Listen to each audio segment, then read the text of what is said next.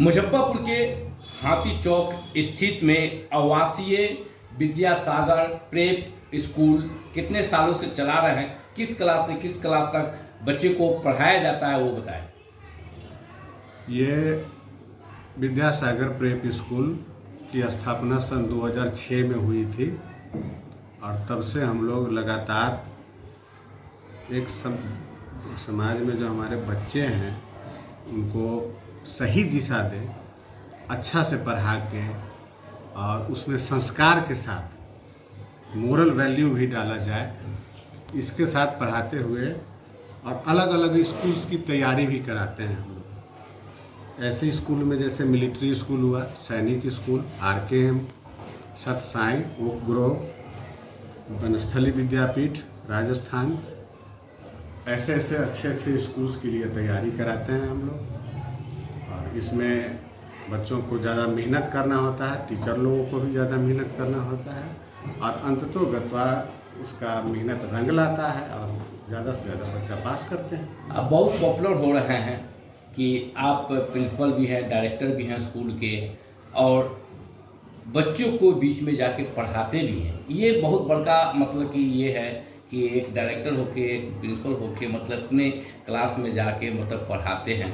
ये मतलब कि जो है से आपको कैसे अच्छा लग रहा है कि आप जाके पढ़ाते हैं? जी, शुरू से शौक रहा है पढ़ाना पढ़ाना पढ़ाना, और पैसा तो बाद की चीज़ होती है। बच्चा अगर पढ़े, बच्चा पास करे, रिजल्ट आवे तो बड़ी संतुष्टि होती है। सबसे ज़्यादा माँ बाप के बाद अगर किसी को संतुष्टि हो तो वो टीचर होते हैं, और वही संतुष्टि के खोज में और उसी संतुष्टि की चाह है जो हमको पढ़ाने के लिए प्रेरित करता है। और मैक्सिमम टाइम हम क्लास में रहते हैं। ये स्कूल खोलने की प्रेरणा कब से आई आपको? ये शुरू से, जब हम खुद पढ़ते थे तो घर पे जाते थे तो बच्चों को, वहाँ के आसपास के बच्चों को पढ़ाते थे शाम में बैठ कर। और पता नहीं ये प्रेरणा कहाँ से आया, लेकिन लगा कि हाँ, बच्चों को अपने आप पास जो कुछ है वो कुछ दें, किसी को बांटे। और यही शौक धीरे धीरे करते करते जो स्कूल की तरफ मोड़ के लाया। और आज मैं आप लोगों के आशीर्वाद से, मेरे समाज के लोगों के आशीर्वाद से 17 बरस से स्कूल में चला रहा हूँ। बहुत सारे बच्चे अच्छे स्कूल्स में गए और कामयाब बच्चे हैं। कोई डॉक्टर है, कोई इंजीनियर है, कोई फौज में है, फौज में भी है मेरे पढ़ाए हुए बच्चे। और वो लोग जब आते हैं और मिलते हैं तो बड़ी आत्मीयता लगता है कि बात, और अपने आप में एक संतुष्टि होती है। अभी मतलब कि बहुत से ऐसे अभिभावकगण हैं कि जो अपने बच्चे को पढ़ाना नहीं चाहते हैं, और मतलब कि जो होते इस पर उन अभिभावकगण से क्या आप कहना चाहेंगे? हाँ, पढ़ाना नहीं चाहते हैं, उसके कुछ वजह भी हो सकता है, क्योंकि पढ़ाई आजकल महंगा हो गया है। उनका आर्थिक स्थिति उतना अच्छा नहीं होता है, इसके लिए भी ये भी एक कारण है।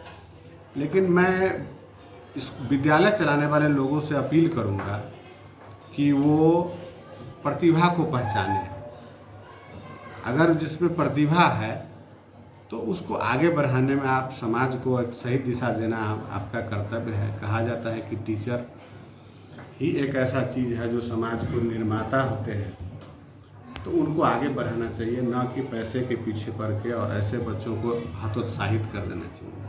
आपका CBSE से है, और मतलब कि जो है से अभी देख रहे हैं कि बहुत से बिहार सरकार के द्वारा मतलब आदेश हुआ कि 25% मतलब बच्चे को लेने का, और मतलब कि जो है से सरकार देती है। तो आपका जो गरीब है, आर्थिक स्थिति कमज़ोर है, पैसे नहीं दे सकते हैं मंथली, तो वैसे बच्चे के लिए क्या सुविधाएं हैं आपकी? जी, हमारे यहाँ भी मेरा स्कूल रजिस्टर्ड स्कूल है और मेरा स्कूल U- कोड के साथ है। हम भी 25% बच्चों को फ्री एडमिशन देते हैं, उसको पढ़ाई लिखाई का फ्री देते हैं। जो हमारे सरकार का गाइडलाइन है हम उसी हिसाब से चलते हैं, 25% बच्चा का। उसके अलावे भी अगर जो गरीब बच्चा है, जो उच्च जाति में भी हो और गरीब बच्चा है, हमको लगता है कि इसके पेरेंट्स को शायद परेशानी हो रही है, तो हर तरह से उसको मदद करते हैं। उसको बुक दिलवा देते हैं किसी बच्चा से, या खुद खरीद के कभी दे देते हैं। अगर भूखा आ जाता है तो उसको यहाँ खिला देते हैं।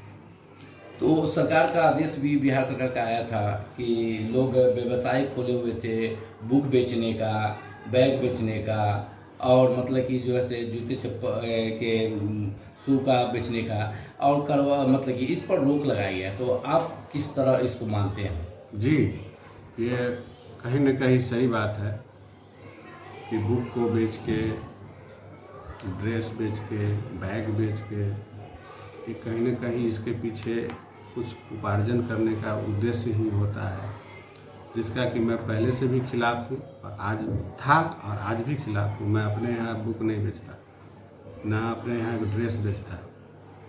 हम बुक लिस्ट दे देते हैं पेरेंट्स को, और बुक भी सेलेक्ट करते हैं ऐसा जिसका कम प्राइस हो, मिनिमम होना जी, चाहिए, मिनिमम जो प्राइस हो। अभिभावक को परेशानियां ना हाँ, हो। परेशानी नहीं हो।